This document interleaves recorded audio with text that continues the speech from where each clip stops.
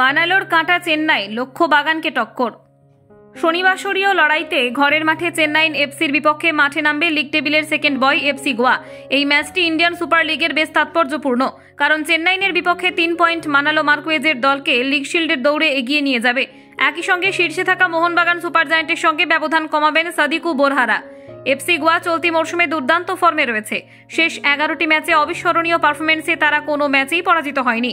16 ম্যাচে 30 পয়েন্ট নিয়ে লিগ টেবিলের দ্বিতীয় গোয়া, যেখানে তাদের 8 ম্যাচে জয়, 6 ম্যাচে ড্র এবং 2 ম্যাচে পরাজিত হয়েছে। অন্যদিকে চেন্নাইন এফসি, যাদের পারফরমেন্স বেশ হতাশাজনক। ওয়েন কোয়েলের দল 17 ম্যাচে মাত্র 18 পয়েন্ট সংগ্রহ করেছে এবং বর্তমানে তারা টেবিলের 10ম স্থানে অবস্থান করছে। তাদের সাম্প্রতিক 5 ম্যাচ থেকে মাত্র 3 পয়েন্ট এসেছে। কিন্তু এফসি গোয়া তার আক্রমণ ও প্রতিরোধের মধ্যে ভারসাম্য রেখে চলেছে।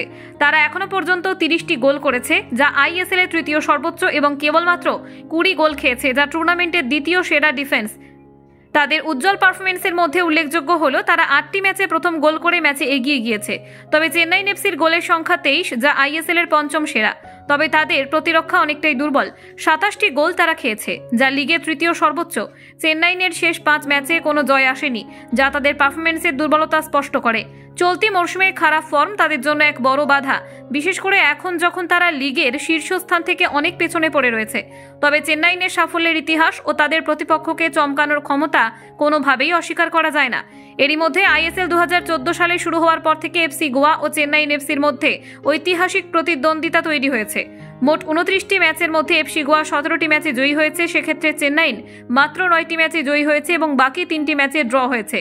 সেখানে চেন্নাইনের বিরুদ্ধে এফসি গোয়ার জয়ের ধারাবাহিকতা বর্তমানে 5 ম্যাচে অপরাজিত রয়েছে, যা তাদের আত্মবিশ্বাস বাড়ানোর মতো। তবে 2015 সালের আইএসএল ফাইনালে চেন্নাইনের কাছে হার তাদের জন্য এখনো একটি বড় দুঃখের স্মৃতি হয়ে আছে। এছাড়া এফসি গোয়া যদি চেন্নাইনের বিরুদ্ধে জয়লাভ করে, তবে তারা নিজেদের সেকেন্ড স্থানে আরও শক্তিশালী করতে সক্ষম হবে। মোহনবাগান সুপার জায়ান্টের থেকে পয়েন্টের পার্থক্য কমাতে পারবে। গৌড়দের ধারাবাহিক পারফরমেন্স এবং আক্রমণাত্মক ফুটবল তাদের অন্যতম প্রধান প্রতিদ্বন্দ্বী হিসেবে গড়ে তুলেছে। কিন্তু চেন্নাইনের প্রতিক্রিয়া দেওয়ার ইচ্ছে তাদের জন্য এক অজানা উপাদান যোগ করবে। এফসি গোয়া তাদের প্রিয় সমর্থকদের জন্য এক বিশেষ ঘোষণা করেছে।